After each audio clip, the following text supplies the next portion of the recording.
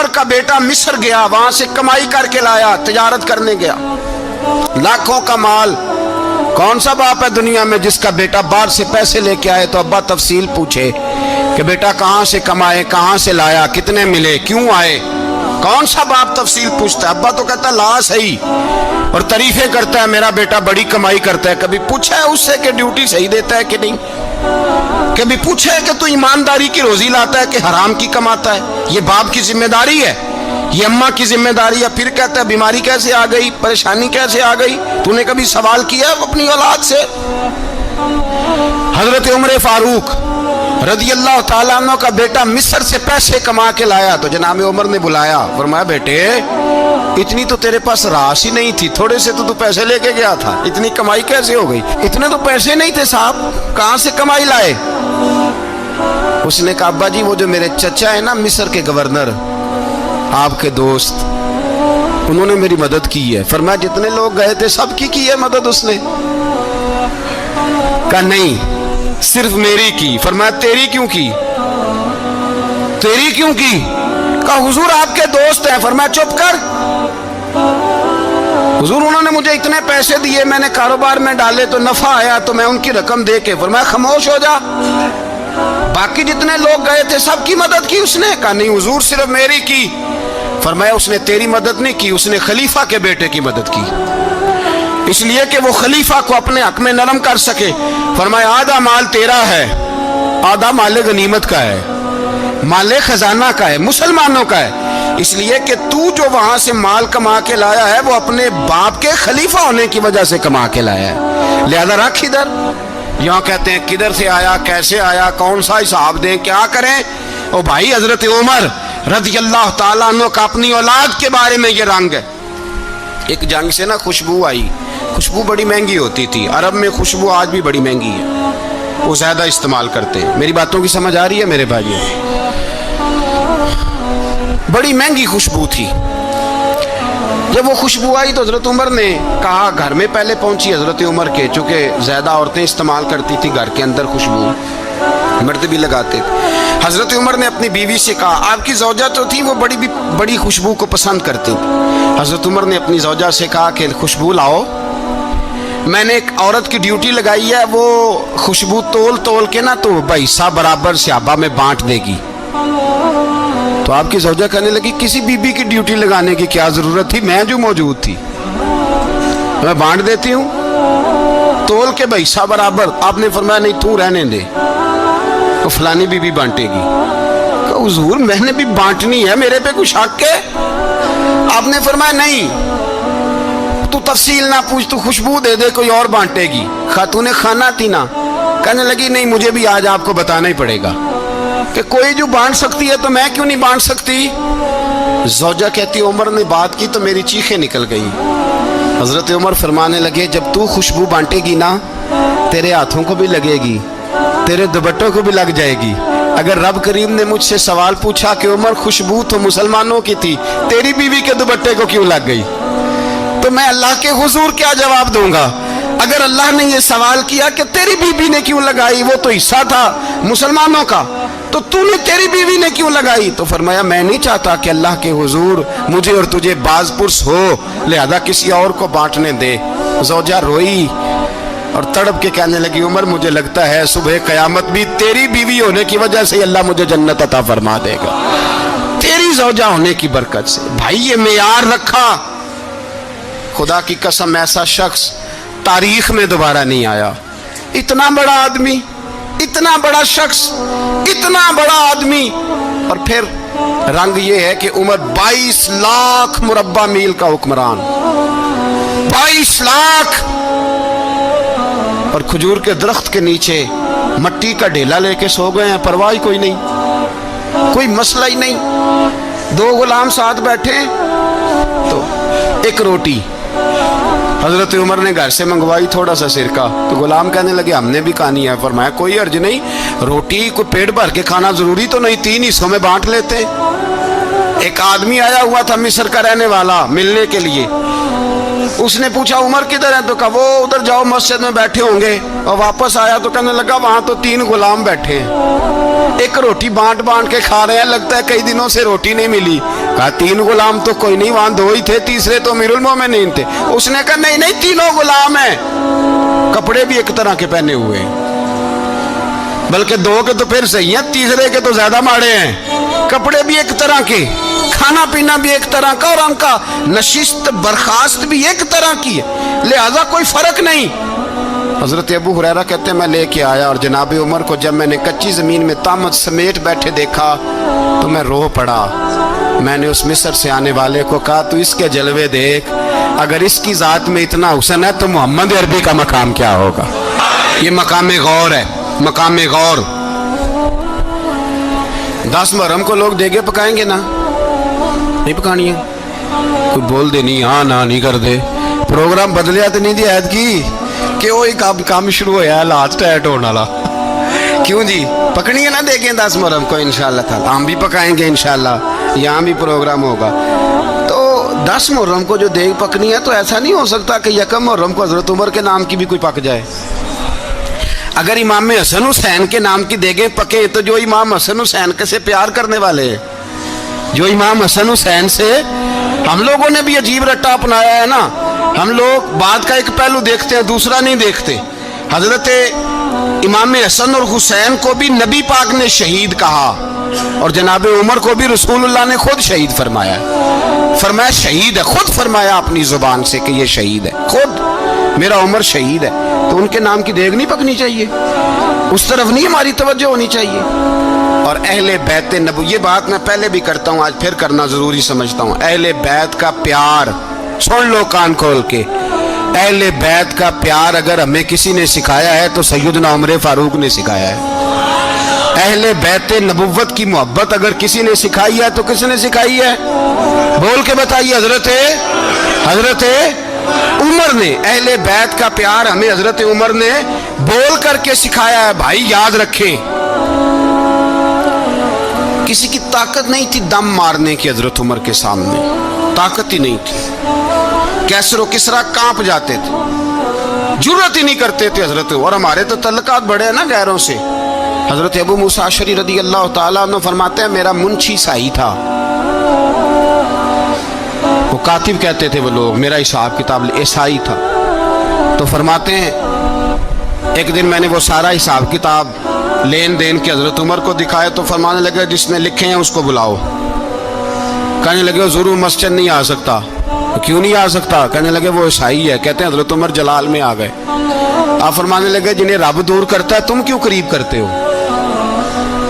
جنہیں اللہ دور کرتا ہے. فرمایا تم غیروں کو اگر عہدے دو گے تو اپنوں کا کیا بنے گا؟ اگر تم غیروں کو عہدے دو گے تو اپنوں کا. یہ سوچ ہے جو آج برما کے مسلمانوں کے لیے بھی ضروری ہے. کہا اگر تم غیروں کو عہدے دو گے تو اپنوں کا. ہم نے غیروں کو عہدے دیے تو دیکھا نا اپنے کس طرح کاٹے جا رہے ہیں.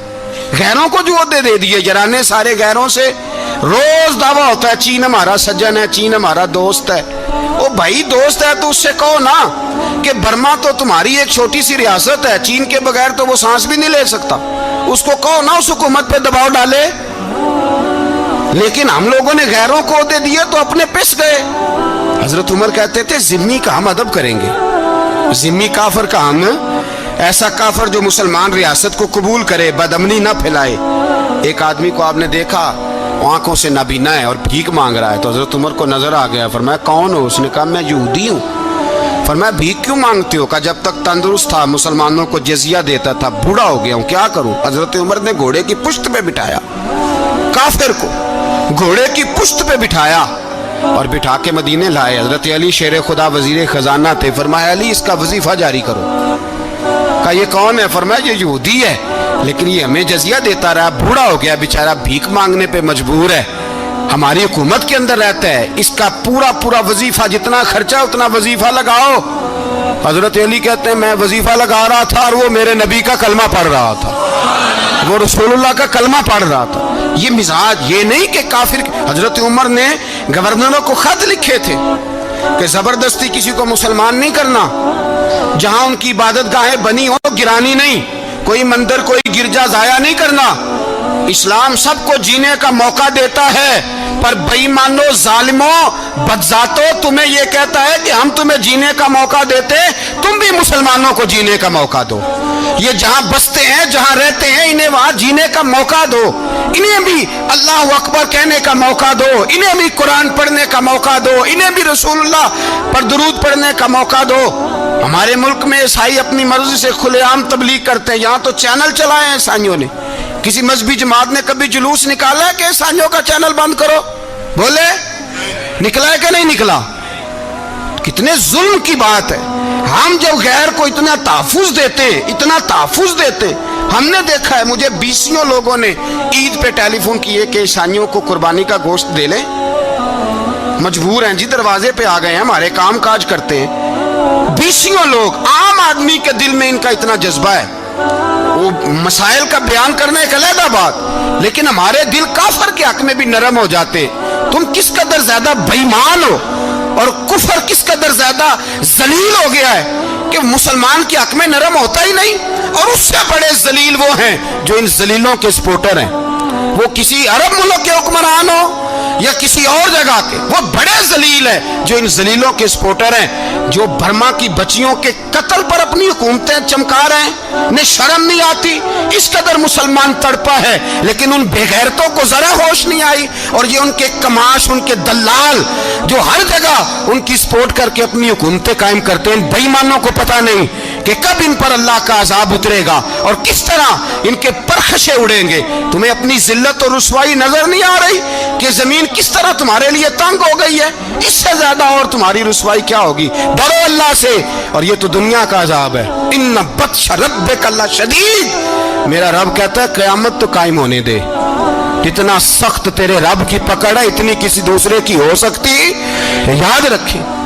اور تھوڑا احتیاط کریں ہم سب لوگ بھی، جو ہم لوگ آدھی زبان بول کے بھی ان کی سپورٹ کرتے، اب شرم آنی چاہیے ہمیں ان حکومتوں کی سپورٹ کرتے جو مسلمانوں کی لاشوں کے اوپر حکومتیں قائم کرتے ہیں، شرم آنی چاہیے۔ بہرحال بات دور نکل جائے گی، اور میں اپنے مضمون پہ رہتا ہوں۔ اہل بیت کا پیار اگر سکھایا ہے تو جناب عمر نے سکھایا ہے رضی اللہ تعالی عنہ، امام حسن ملنے۔ آپ یقین کریں، میں جب اس واقعہ کو پڑھتا ہوں تو میرا دل جھوم جاتا ہے۔ میں کہتا ہوں یار، ڈاڈا ہونا اپنی جگہ پہ، عشق ہونا اپنی جگہ پہ، انسان کا باوقار ہونا اپنی جگہ، جہاں کھڑے ہونا تھا وہاں یہ کھڑے ہوتے تھے، اور جہاں جھکنا تھا وہاں یہ ان لوگوں میں اقبال نے کہا تھا تیری نگاہ ناز سے دونوں مراد پا گئے، عقل غیاب و جستجو، عشق حضور و اضطراب۔ جہاں اگر آیا ہے سامنے کیسر و کسرا تو عمر جیسا دلیر کوئی نہیں، اگر سامنے آیا ایران کا بادشاہ تو عمر جیسا تگڑا کوئی نہیں، اگر آیا ہے سامنے غسان کا بادشاہ تو عمر جیسا عادل کوئی نہیں۔ لیکن اگر علی کا بیٹا آیا ہے، اگر فاطمہ کے لال پارے آئے ہیں، تو پھر فاروق اعظم سے جیسا محب کوئی نہیں، پھر ان سے جیسا پیار کرنے والا کوئی نہیں۔ اندر بیٹھے ہیں جناب عمر، اندر تنہائی میں کچھ وزیروں سے گفتگو ہو رہی ہے، میٹنگیں جاری ہیں۔ آپ کے بیٹے ملنے آئے جناب عبداللہ ابن عمر، ابا جی ملنا ہے، بات ٹھہرو، بات کر رہا ہوں، کوئی نہ اندر آئے۔ صاحبزادہ باہر کھڑا ہے، تھوڑی دیر گزری تو امام حسن بھی آ گئے۔ کون آئے؟ آپ کو جو ملے گا امام صاحب کا نام لینے سے، وہ سردار ہیں جنتیوں۔ کون آئے؟ سارے بولیے، امام حسن، تیری نسل پاک میں ہے بچہ بچہ نور کا، تو ہے نے نور تیرا سب گھرانہ۔ امام حسن آئے تو حضرت عبداللہ ابن عمر کو دروازے پہ کھڑے دیکھا، کہا امیر المومنین کہاں ہیں؟ کہنے لگے حضرت عمر کے بیٹے، کہنے لگے وہ اندر بیٹھے، کچھ میٹنگ ہو رہی ہے، اور انہوں نے کہا کوئی اندر نہ آئے، لیکن آپ جانا چاہیں تو چلے جائیں، آپ جانا چاہیں تو، تیری نسل پاک میں ہے بچہ بچہ نور، آپ جانا چاہیں تو چلے جائیں۔ تو انہوں نے کہا جب آپ باہر کھڑے ہیں تو مجھے کوئی اتنا ضروری کام نہیں، اور ابھی زور کی نماز تھوڑی دیر میں ہوگی، میں مسجد میں مل لوں گا امیر المومنین سے۔ یہ بات کہہ کے امام حسن چلے گئے۔ یار اتنی بڑی بات نہیں تھی، اتنی بڑی بات نہیں تھی۔ وہ میرے استادوں کا بیٹا بھی آئے تو کہا ٹھیک ہے جی، وہ سوئے ہوئے ہیں تو کوئی غرض نہیں یار، میں ٹھہر کے آ جاؤں گا، کوئی بڑی بات نہیں تھی، دیکھا جائے تو بڑی بات نہیں تھی، پر بات بہت بڑی تھی، اس لیے کہ یہ خالی حسن نہیں، یہ حسن ابن علی ہے، یہ حضرت فاطمہ کے لخت جگر، حضرت عمر باہر نکلے, عبداللہ ابن عمر سے پوچھا کوئی آیا تو نہیں؟ تو کہا حضور امام حسن آئے تھے. تو کہا پھر شہزادے کو اندر کیوں نہیں بھیجا؟ کہا میں نے کہا تھا. وہ کہنے لگے اگر امیر المومنین مصروف ہیں تو میں ظہر میں مل لوں گا.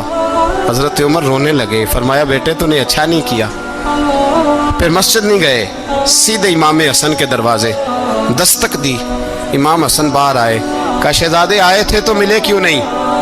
تو امام حسن کہنے لگے حضور آپ کا اپنا بیٹا دروازے پہ کھڑا تھا, آپ کا اپنا بیٹا دروازے پہ کھڑا تھا, اور منع بھی کیا تھا آپ نے تو میں زور میں مل لیتا. حضرت امام حسن فرماتے جوش جذبات میں جناب عمر نے سر سے پگڑی اتار دی, جوش جذبات میں. کہنے لگے حسن میرے بیٹے کا اور آپ کا کیا مقابلہ؟ کیا اس کی ماں کا نام فاطمہ الزہرا ہے؟ کیا اس کی نانی کا نام خدیجۃ الکبریٰ ہے؟ کیا اس کے نانے کا نام محمد مصطفیٰ ہے؟ آپ کا اور اس کا کیا مقابلہ؟ پھر رو پڑے اور کہنے لگے بیٹے میں مکے کے صحراؤں میں اونٹ چرایا کرتا تھا, یہ جو میرے سر پر عزت کے بال ہیں یہ تیرے نانے کے اگائے ہوئے. میں مکے کے خبردار شہزادے خبردار. او بھائی اہل بیت نبوت کے ادب کا رنگ اگر سکھایا ہے تو سیدنا عمر نے سکھایا ہے. حضرت عمر فاروق اتھارٹی ہے, اسلام کی اتھارٹی. یکم محرم حضرت عمر کی شہادت ہے. یہودی بول اٹھا, کافر بول اٹھا. اگر 6 مہینے عمر دنیا میں اور رہتے تو دنیا میں کوئی کافر موجود نہ ہوتا. 6 مہینے.